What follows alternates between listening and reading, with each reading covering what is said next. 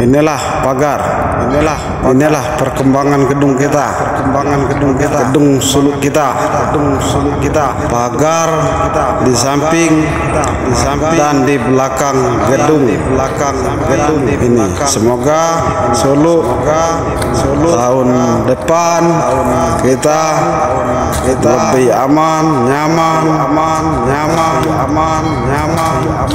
dalam menjalankan tugas itu sebagai kadam, dan semoga semua peserta suluk kita akan nyaman. Semoga tahun depan bisa kita pakai. Inilah gedung suluk kita, milik seluruh saudara pilah. Enggak dong. Berarti urusannya bukan kilometer, betul nggak?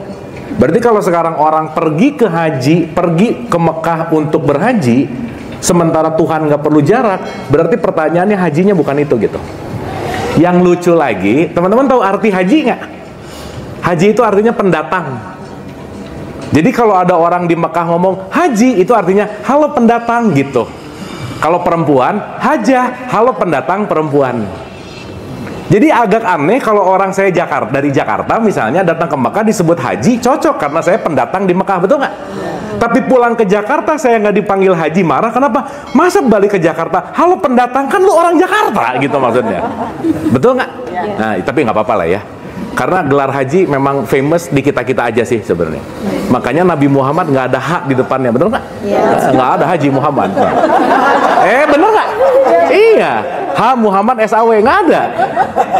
Betul nggak? Nah, berarti gelar cuma ada di mana? Di sini. Nah, udah. Tapi nggak apa-apa sih. Karena mahal gelar haji. Mahal gelar haji. Gitu. 60 lebih loh. 60 lebih. Ngantrinya lama lagi. 35 tahun. 35 tahun. Dan ini disclaimernya panjang, nggak apa-apa ya, sedikit ya, supaya nanti ngerti masuk ke maksudnya apa. Oke. Saya pengen bahas dari hakikatnya dulu, teman-teman. Bahwa dalam sebuah hadis qudsi Rasulullah tuh mengatakan ini, qalbun mukmin baitullah. Kolbunya si mukmin tuh orang yang beriman ya. Iman itu nggak ada kaitannya sama identitas, nggak ada. Tetapi orang yang berkesadaran dan berpengetahuan itu baitullah ada di sini. Maka secara singkat, perjalanan haji adalah perjalanan meniti ke dalam diri. Titik itu dulu sementara. Sip ya. Makanya diwajibkan untuk seluruh manusia. Maka berjarak, perjalanan ini bukan perjalanan jarak. Contoh-contoh. Kalau sama Tuhan nggak ada jarak, saya selalu menggunakan analogi yang paling gampang. Saya ulang-ulang kalau teman-teman sering dengar, jangan bosan gitu. Ada suami istri duduk di kamar sebelahan. Dekat nggak jaraknya segini? Dekat, tapi suaminya nge-WhatsApp siapa, istrinya nge-WhatsApp siapa? Jadi jauh nggak? Berarti jarak 1 meter bisa jauh karena yang berbeda adalah kesadarannya. Berarti jarak dengan Tuhan bukan masalah kilometer, bukan masalah geografis, tetapi kesadaran kita. Itu satu. Sip ya. Makanya Tuhan nggak pernah dekat, dan dia tidak terletak pada letak geografis, tapi letak kesadaran. Nah, satu, teman-teman, saya tuh sebelum 2005 umroh tuh sering lah. 2005 haji ceritanya gitu. Dan setiap saya umroh dan waktu itu haji, saya selalu nanya sama mutawif, saya tanya, Yai, kenapa tawaf kok muternya counter clockwise, kenapa nggak ngikutin clockwise? Jawabannya sederhana, wallahu alam bisawab, udah aja. Udah pokoknya gitu aja. Udah. Nah. Saya nanya lagi di tahun berikutnya pas umroh, jawabannya sama. Pas umroh jawabannya sama. Jadi teman-teman, sorry tuh saya sampaikan, mungkin kalau ditelaah 80% sampai 90% orang yang muter-muter nggak ngerti dia ngapain. Karena sibuk dengan bacaan tawafnya. Makanya buku bacaannya jatuh, stres. Aduh, bacaannya jatuh gitu. Nah, dan itu yang menarik bahwa nggak ada resmi kalau muter-muter baca apa tuh nggak ada sebenarnya.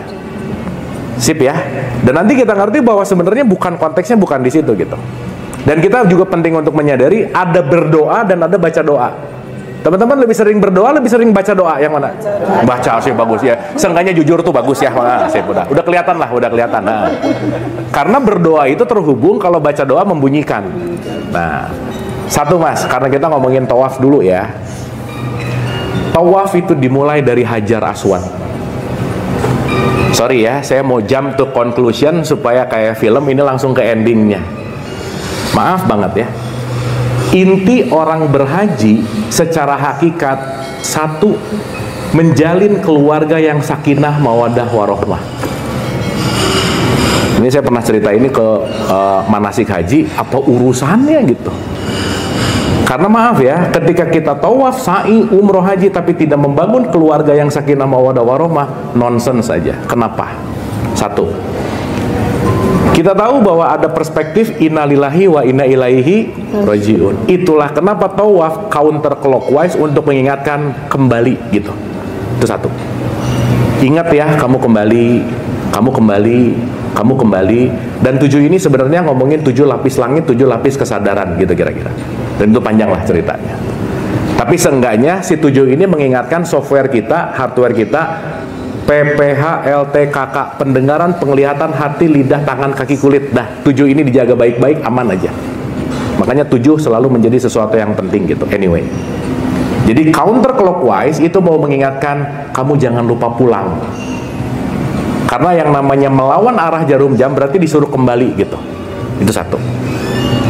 Kenapa dimulai dari Hajar Aswad? Satu poin. Siapapun kita pasti terlahir dari Siti Hajar atau seorang ibu. Makanya Hajar Aswad itu bentuknya seperti kemaluan perempuan.